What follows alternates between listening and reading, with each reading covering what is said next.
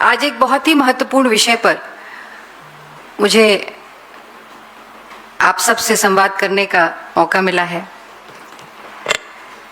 कल से टेलीप्रॉम्प्टर पर पढ़े गए एक बयान पर लगातार हम सब देख रहे हैं।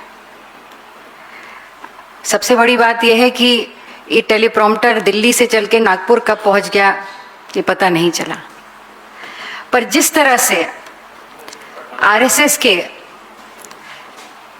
सह कार्यवाहक दत्तात्रेय होसबोले जी ने एक स्क्रिप्टेड टेलीप्रॉम्प्टर पर लिखे हुए बयान को पढ़ा, वो और भी आश्चर्यजनक है। जिस तरह से अयोध्या में प्रभु राम के मंदिर में लूट हो रही है, लूट की गई, और जिसकी सुई ही नहीं अब तो स्पष्ट प्रमाण है कि आरएसएस और आरएसएस से जुड़े हुए लोगों की देखरेख में लगातार कई दिनों से, कई महीनों से ये लूट की जा रही थी। उस पर केवल टेलीप्रॉम्प्टर पर बयान पढ़कर क्या आरएसएस अपनी जिम्मेदारी से किनारा कर सकती है? जिस तरह से भारतीय जनता पार्टी और उसकी सबसे प्रमुख आरएसएस, जिसकी विचारधारा भाजपा लेकर के चलती है, उन्होंने सनातन धर्म और राम भक्तों के साथ जिस तरह से धोखा किया, इससे पूरा देश आहत है। मैं याद भी दिलाना चाहती हूं और मैं फिर से दोहराऊंगी कि भारतीय जनता पार्टी की आस्था प्रभु राम में कम, उनके नाम पर राजनीति करने में ज्यादा रही। और इसीलिए मैं कहती हूं, हम सब जो राम भक्त हैं, हम प्रभु राम के पुजारी हैं, और भारतीय जनता पार्टी और उससे जुड़े संगठन आरएसएस ये राम के व्यापारी हैं। और अब तो राम के व्यापारी ने उसी राम को लूट लिया जो उन्हें सत्ता में लेकर के आए। मैं सवाल पूछना चाहती हूं कि आखिर आज केवल एक बयान से, पढ़ देने से, अपना दुख व्यक्त कर देने से, अपने आप को इस घटना से अलग करने का प्रयास करने से क्या आरएसएस इस पाप, और मैं कहूंगी महापाप, से अपने आप को अलग कर पाएगी? कौन है चंपत राय बंसल? कौन है अनिल मिश्रा? कौन है गोपाल राव? ये वो लोग हैं जो आरएसएस से जुड़े हुए लोग और जिन्होंने लगातार इस ट्रस्ट का संचालन किया। क्या आरएसएस में इतना दम है? मैं चुनौती देती हूं कि अगर आज ये दुख व्यक्त कर रहे हैं, अपने आप को इस घटना से अलग कर रहे हैं, इस पर कार्यवाही की मांग कर रहे हैं, तो क्या वो स्पष्ट करेंगे कि ये तीनों प्रमुख चेहरे हैं, क्या ये आरएसएस के नहीं हैं? और अगर हैं तो आरएसएस ने अभी तक क्या कार्रवाई करी इन पर? आज तक जो एसआईटी भी बनी उत्तर प्रदेश की सरकार ने, उस एसआईटी में जो एफआईआर भी हुई, वो भी किन पर हुई? एक ड्राइवर पे हुई, किसी रसोइये पे हुई, छोटे छोटे कर्मचारियों पे हुई। जो लोग इसका संचालन ट्रस्ट का कर रहे थे, उन पर क्यों नहीं एफआईआर की गई? पूछताछ तो की आपने, पर एफआईआर क्यों नहीं करी? जवाबदेही किसकी है? जो मालिक बनकर के वहां बैठे थे, जवाबदेही तो उनकी है। और आज जो सबसे बड़ी चीज सामने आई, और जो मैं कहती हूं सबसे भयानक बात सामने आई, कि इस ट्रस्ट में आपको थोड़ा सा अतीत में ले जाऊंगी, क्योंकि मैं उसी अवध प्रांत से आती हूं और लगातार हम सब राम मंदिर के दर्शन करते रहे, उसमें आस्था रही, जुड़े रहे। जब ये पूरा प्रकरण लगातार चल रहा था, मैंने उत्तर प्रदेश की राजनीति का वो दौर भी देखा है, जब ये नारा तो देते थे कि रामलला हम आएंगे, मंदिर यहीं बनाएंगे, और इसी नाम पर वोट मांगते तो एक नहीं 4 बार उत्तर प्रदेश में इसी नाम पर इन्होंने सरकार बनाई। और उत्तर प्रदेश के सदन के अंदर भारतीय जनता पार्टी के तत्कालीन मुख्यमंत्री, जो आज नहीं है हमारे बीच में, स्वर्गीय कल्याण सिंह जी ने कहा था कि हमारी सरकार बनेगी तो हम मंदिर बनाएंगे। सदन में कहा था। सरकार, प्रदेश के जनता ने, राम भक्तों ने, सबने आस्था दिखाई, सरकार बनी। और सरकार बनने के बाद जब उनसे सदन में पूछा गया कि कब बनेगा राम मंदिर, तो उन्होंने कहा था जब केंद्र में सरकार बनेगी। फिर एक बार राम भक्तों ने आस्था दिखाई, केंद्र में भी सरकार बन गई। वाजपेयी जी की 3-3 बार सरकार बनी, तब केंद्र में भी सरकार थी, प्रदेश में भी सरकार थी, पर राम मंदिर नहीं बनाया, क्योंकि राम मंदिर भाजपा के लिए, आरएसएस के लिए केवल एक मुद्दा था। और मैं ये कह सकती हूं कि आज अगर राम मंदिर बना तो सर्वोच्च न्यायालय के निर्णय पर राम मंदिर बना।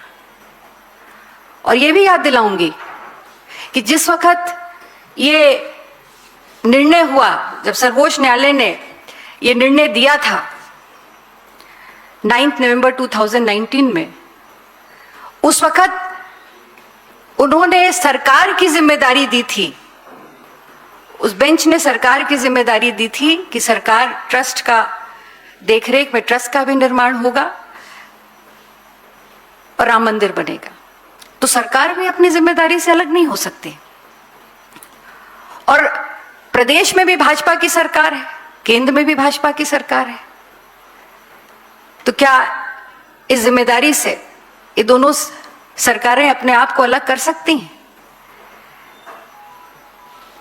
कहां है ईडी, कहां है सीबीआई, कहां है इनकम टैक्स के छापे? कौन जवाब देगा? जो करोड़ों का चंदा चोरी हुआ, 1250 शिलाएं जो पूरे देश में लोगों ने आस्था से यहां भेजी थी, बहुत से आभूषण, उनका कोई लेजर तक नहीं है, कोई बही खाता नहीं। और इसके पीछे भी मैं आपको वजह बता दूं, ये परिपाटी भी आरएसएस की परिपाटी है, क्योंकि आरएसएस वो संस्था है जिसका ना रजिस्ट्रेशन है, ना उसकी कोई ऑडिट होती है, ना वो आरटीआई के एम्बिट में है। इसलिए जो नागपुर की परिपाटी थी, वही परिपाटी अयोध्या में भी शुरू हुई, मंदिर में। ट्रस्ट ने कोई बही खाता नहीं रखा, आरटीआई के एम्बिट से बाहर रही, कोई नियंत्रण नहीं था। और जिन लोगों को, कर्मचारियों को, मैं ये बहुत स्पष्ट करती हूं, शायद आपकी जानकारी में भी हो, जो आज जिन लोगों के ऊपर एफआईआर हुई है, जिनको अरेस्ट किया गया है, जो छोटे कर्मचारी थे, और वो कर्मचारी भी नहीं थे, वो दैनिक वेतन पे थे, आउटसोर्स किए हुए कर्मचारी थे। ये वो कर्मचारी थे जिनको गिनने के लिए ट्रस्ट ने रखा था। ये वो लोग थे जिनकी लिस्ट खुद ट्रस्ट ने एसबीआई को दी थी, एसबीआई बैंक को। और एसबीआई बैंक ने उस आउटसोर्स एजेंसी से, जहां से वो सिक्योरिटी के लोगों को आउटसोर्स कर रहे थे, ये जो नामों की लिस्ट थी वो बैंक ने उनको दी थी, और ट्रस्ट के कहने पे आइडेंटिफाई किए हुए लोगों को वहां रखा गया था। उनकी कोई जांच नहीं हुई, उनके बैकग्राउंड के बारे में नहीं पता किया गया, और ट्रस्ट ने अपनी मर्जी के लोगों को एसबीआई और एजेंसी के माध्यम से वहां पे कार्यरत कराया। विडंबना देखिए, इतना बड़ा ट्रस्ट जहां पे आस्था भरे करोड़ों का चढ़ावा आता है, वहां पर आरएसएस द्वारा लिस्ट पर लोगों को रखा जा रहा था। और आज वही छोटे कर्मचारी जो आउटसोर्सिंग पर थे, उनके ऊपर एफआईआर की जा रही है। किसी के यहां से 5 लाख, तो किसी के यहां से 2 लाख, किसी के यहां से कुछ लाख, लाखों में जो प्राप्त हो रहा है पैसा वो मिल रहा है, पर जो करोड़ों में लूट हुई और वो कहां गया पैसा, वो आज तक कोई नहीं जान पाया। एसआईटी बनी जरूर, पर एसआईटी का समय बढ़ गया आगे। क्यों नहीं केंद्र सरकार, आज प्रधानमंत्री जी क्यों चुप हैं इस पे? केवल जब मंदिर की स्थापना हुई तब आपने, जब आप प्रभु राम के सामने खड़े थे तो क्या संकल्प लिया था आपने? यही संकल्प था आपका। जिसकी सुरक्षा की, जिसकी रक्षा की प्रांगण की जिम्मेदारी थी आपकी, वहां पर राम भक्तों के आस्था की लूट हो रही है और आज प्रधानमंत्री जी मौन है, आरएसएस मौन है। कोई भी इस जिम्मेदारी से अपने आप को ना अलग कर सकता है ना बचा सकता है। मैं एक बात और इसमें कहना चाहती हूं, इससे जोड़ना चाहती हूं कि जिस तरह से एसआईटी में भी लोगों को, आरएसएस के लोगों को, क्योंकि ये चाहे वो चंपत राय हो, चाहे वो अनिल मिश्रा हो, चाहे वो गोपाल राव हो, ये सब वो लोग हैं जो आरएसएस के लोग हैं और यही लोग लगातार मंदिर का संचालन कर रहे थे। और ये कोई छिपी बात नहीं थी, ये हर व्यक्ति जानता है। और आज केवल विपक्ष नहीं, पर आज भारतीय जनता पार्टी से जुड़े लोग खुद इस बात को मान रहे हैं और इस बात पे दुख व्यक्त कर रहे हैं। जिस तरह से लगातार कई महीनों से, और मैं तो कहूंगी कि जब से इसकी आधारशिला रखी गई, चाहे वो जमीन खरीदने का मामला रहा हो ट्रस्ट के लिए, कैसे सबको मालूम है, उसके साक्ष्य प्रस्तुत किए हैं हम लोगों ने, ये कैसे जमीनों के दाम बढ़ा करके ट्रस्ट को, लोगों ने अपना फायदा लेने के लिए बढ़े दामों पे ट्रस्ट को जमीन खरीदवाई। और आज आरएसएस अपने आप पर केवल दुख व्यक्त कर कर, घड़ियाली आंसू बहाकर अपने आप को इससे अलग करना चाहता है। तो मैं इतना जरूर कहूंगी कि ये भारत देश है, यहां पे धर्म, संस्कृति और आस्था सबसे महत्वपूर्ण रही है। यही हमारी विरासत भी है, यही हमारी ताकत भी है। ये आज जो हुआ है, इस पर राम भक्तों की आस्था के साथ जो खिलवाड़ हुआ है, इस पर ना राम भक्त आरएसएस और भाजपा को माफ करेंगे, ना अयोध्या माफ करेगी, ना देश माफ करेगा। मैं पुनः इस बात को दोहराते हुए अपनी बात को विराम देती हूं कि आरएसएस का केवल बयान टेलीप्रॉम्प्टर पर पढ़े जाने से ये देश, आरएसएस का ये जिस तरह से उन्होंने भगवान राम के नाम को बेचा है और जिस तरह से उन्होंने राम भक्तों को की आस्था को लूटा है, इसको कभी माफ नहीं किया जाएगा। धन्यवाद। किसी को कुछ पूछना हो?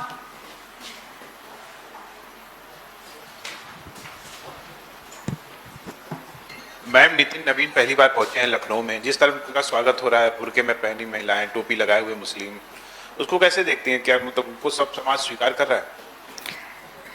आज वक्त यह है कि जिस राम के नाम पर वो इस सत्ता में आए, और आज से नहीं, सदियों से, कई दशकों से उन्होंने इसी नाम पर राजनीति की है। क्या उन्होंने इस पर कोई अपनी बात को व्यक्त किया है, कोई बयान दिया है इस पर? उन्होंने क्यों मौन है भारतीय जनता पार्टी? आज उसी अयोध्या की धरती, उसी अवध की धरती पर भाजपा के राष्ट्रीय अध्यक्ष गए, पर एक शब्द उन्होंने अयोध्या में हुई लूट पर नहीं बोला। तो स्पष्ट है कि ये लूट एक सोची समझी सुनियोजित साजिश है जो राम भक्तों की आस्था के को तकलीफ देने वाली है। इस पर क्यों नहीं बोल रहे हैं? पहले इस पे बोले। स्वागत कराने का वक्त नहीं है, ये जवाब देने का समय है। मैम, मेरा सवाल जी, मैं तेजपाल सिंह। सवाल ये है कि अयोध्या में राम मंदिर को चढ़ावा चोरी को लेकर जो लोग सुप्रीम कोर्ट गए, तो सुप्रीम कोर्ट का कहना है कि आसमान नहीं टूट पड़ेगा, 20 साल के बाद देख लेंगे।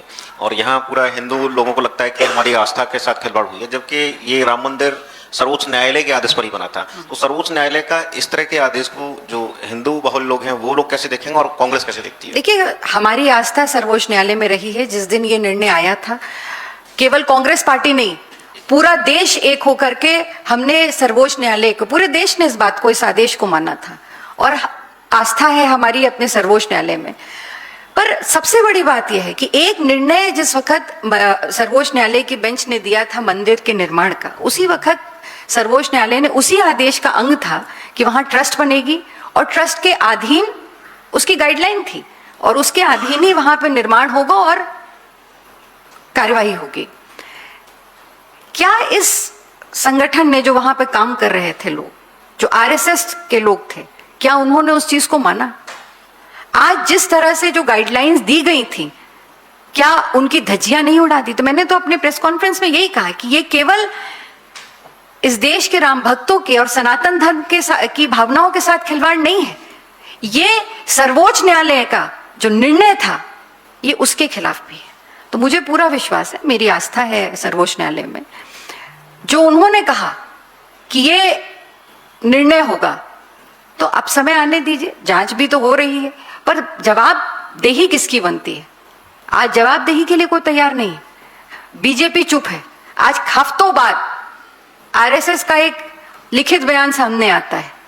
जिम्मेदार कौन है? जिम्मेदारी कौन लेगा? जवाबदेही तो बनेगी सरकार की, आरएसएस की बनती है, उनको जवाब देना पड़ेगा। और केवल विपक्ष को नहीं जवाब देना, कांग्रेस पार्टी को नहीं जवाब देना, इस देश को जवाब देना है, राम भक्तों को जवाब देना है, सनातन धर्म के अन्यायियों को जवाब देना है। दूसरा, मैम, आपने कहा कि छोटे छोटे जो दैनिक वेतन के कर्मचारी हैं उनको फंसाया जा रहा है, और आरएसएस के 3 लोग जिनकी जिक्र आप कर रही हैं और उनका नाम है, आरएसएस इस पर मौन है, बिल्कुल नहीं बोल रहा है। तो जो हिंदू धर्म, जो आस्था के लोग हैं, जब वो सवाल कर रहे हैं तो उनसे पूछा जा रहा है कि आपने चंदा दिया था क्या, जबकि मुस्लिम से भी चंदा आया है। देखिए, ये सबको मालूम है, हम सब लोगों को मालूम है कि पूरे देश में ये चंदे के लिए पूरे देश में लोगों ने हर जगह से आके दिया, और बहुत लोगों ने, हर अलग धर्म के लोगों ने भी, हर धर्म के लोगों ने अपनी आस्था के हिसाब से चंदा दिया। मेरा प्रश्न ये है कि इतना बड़ा करोड़ों का घोटाला हुआ, चोरी हुई, और जो लोग इसमें पकड़े गए वो लोग थे जिनके यहां से 5 लाख बरामद हुआ या 10 लाख बरामद हुआ। जहां करोड़ों की चोरी हुई तो उसके अनुपात से तो कम से कम उनकी हैसियत के हिसाब से तो बरामदगी होनी चाहिए थी ना। तो ये पैसा गया कहां? मैं मान सकती हूं कि हो सकता है ये सब लोग उसमें शामिल रहे होंगे, पर ये आंशिक रूप से शामिल थे। जो बड़ा पैसा था वो शिलाएं कहां गई? जो सोने की थी, चांदी की थी, जिसपे जो आभूषण थे वो कहां गए? अभी तक किसी को मालूम ही नहीं है कि वो कहां है। केवल जो चंदे का पैसा नहीं, जो जेवर, गहने, शिलाएं, आभूषण लोगों ने अपनी श्रद्धा के अनुसार वहां पे समर्पित किए थे प्रभु राम को, वो तक लोगों को नहीं मालूम है। तो केवल ये जो छोटे कर्मचारी थे, अच्छा, ये छोटे कर्मचारी कौन थे? मैंने तो बताया आपको कि ये एक एजेंसी है जो बनारस की थी, जिसको सिक्योरिटी का काम मिला था। इस एजेंसी को, ये आउटसोर्सिंग एजेंसी को सिक्योरिटी का काम दिया गया, गिनने का काम दिया गया, जो कि स्टेट बैंक के अधीन थी। स्टेट बैंक को ये लिस्ट किसने दी कि इन लोगों को रखना है? ये लिस्ट तो आरएसएस के, यही लोग जो ट्रस्ट देख रहे थे, इन्हीं लोगों ने तो लिस्ट दी ना। पहले तो ये काम गिनने का केवल स्टेट बैंक के कर्मचारी करते थे। ये बात उठी कि अब श्रद्धालु ज्यादा आने लगे, चढ़ावा ज्यादा आने लगे, इसलिए हमें मैन पावर ज्यादा चाहिए। मैन पावर ज्यादा चाहिए थी, इसलिए और लोगों को आउटसोर्स से रखना था। ये कौन सी एजेंसी जिसको हायर किया गया, इसके पास क्या है, इसका एक्सपीरियंस था? जो लोग रखे गए उनका बैकग्राउंड क्या था? किसने चेक किया उनका बैकग्राउंड? ये सवाल है, इसका जवाब देना पड़ेगा आरएसएस को। इस पे जवाब दे, बीजेपी के राष्ट्रीय अध्यक्ष इस पे जवाब दे। जब अवध की धरती पर है तो इस पे जवाब दे वो। मैम, जो आप सवाल उठा रही हैं कि 8 लोगों के खिलाफ एफआईआर हुई, उन पर कार्रवाई हो रही है, लेकिन चंपत राय, अनिल मिश्रा, जो बड़े लोग हैं, उनको लेकर अभी भी इस तरह के बयान हैं, जो बड़े ओहदों पर बैठे लोग हैं, कि चंपत राय ईमानदार है, उनकी निगरानी में भले चोरी हो गई हो। क्या आपको लगता है कि ऐसी स्थिति में जो अधिकारी इसकी जांच कर रहे हैं, जो कार्रवाई करना भी चाहेंगे, वो कर पाएंगे? क्या आपको ये लगता है कि निष्पक्ष जांच होने के बाद कार्रवाई हो पाएगी? देखिए, मैं तो स्पष्ट मांग करती हूँ कि जिस तरह से दबाव बन रहा है, आपने देखा कि कई हफ्तों से ये मामला चल रहा है, पर इस पर कोई भी बयान ना भारतीय जनता पार्टी के शीर्ष नेतृत्व की तरफ से आया, न ही आरएसएस की तरफ से आया। कल एक टेलीप्रॉम्प्टर पे लिखा पढ़ा हुआ एक ऐसा बयान सामने आया जो तथ्यहीन है, जिसका कोई वजूद नहीं है। सवाल सीधा सा है कि आखिर वो लोग जो 7-8 लोग जिनके खिलाफ एफआईआर हुई है, वो भी एसआईटी बनी, एसआईटी में उन लोगों का नाम नहीं है जिनकी ये जिम्मेदारी थी संचालन की। जो 3 लोग हैं, यही तो जिम्मेदार लोग थे वहां पे। ये तो कर्मचारी थे जो आउटसोर्स कर्मचारी थे।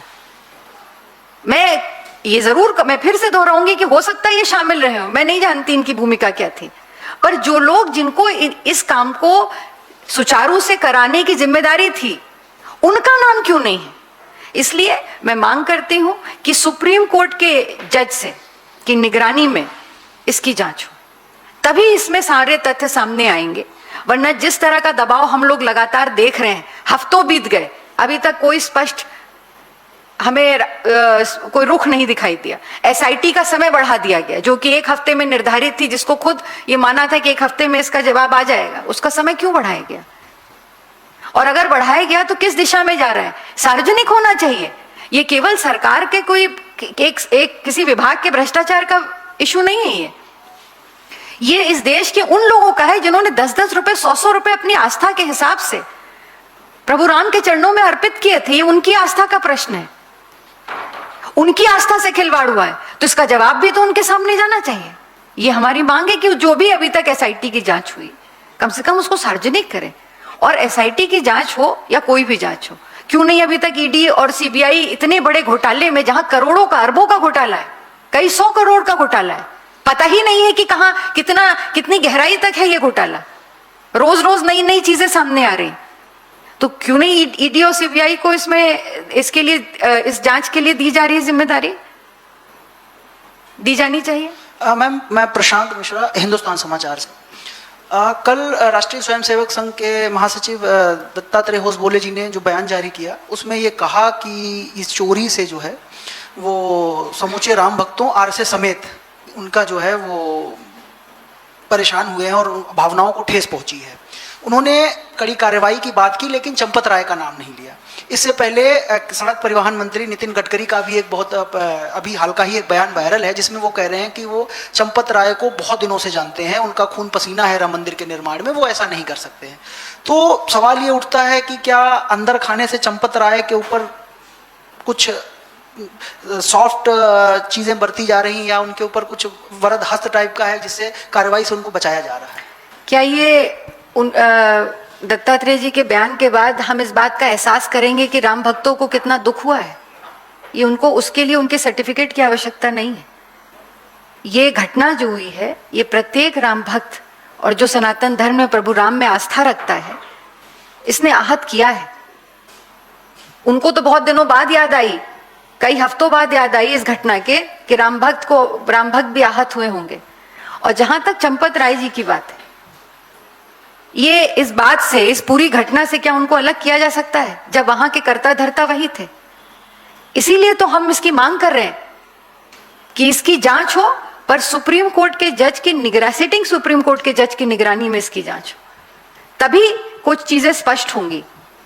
वरना जिस तरह से, मैं इस बात को पूरी जिम्मेदारी से कह रही हूं कि जिस तरह से जो मुख्य इसके पीछे लोग हैं, उनको जिस तरह से बचाने की कोशिश की जा रही है, ये छोटे बेचारे जो कर्मचारी थे जरूर गलत होंगे, हो सकते हैं, ये तो जांच का विषय है, पर इनके आगे, इनके ऊपर जिनका वरदहस्त था, जिन्होंने करोड़ों रुपए जिनके आंखों के सामने से गायब हुए, घोटाला हुआ, उनको बचाने का जो प्रयास किया जा रहा है वो गलत है। हेलो मैडम, एक क्वेश्चन, ये जो राम टेम्पल के बारे में हम लोग चोरी की बात कर रहे हैं, ये कोई एक दिन की तो चोरी है नहीं, ये कंटिन्यूस चोरी है। और इसमें बहुत सारे जितने भी आरएसएस है वो लोग इसलिए इन्वॉल्व हैं, और वो लोग नहीं कहते क्योंकि नितिन गडकरी जी का एक बयान आया है और उन्होंने ये कहा है कि आप मेरी तरफ कोई भी बात ना कहें, नहीं तो मैं सारी जो भी पोल पट्टी है वो खोल दूंगा। तो इसका मतलब ये है कि जो भी चोरी हुई है, in spite of all surveillance by all security agencies, this is with in the knowledge of the higher ups.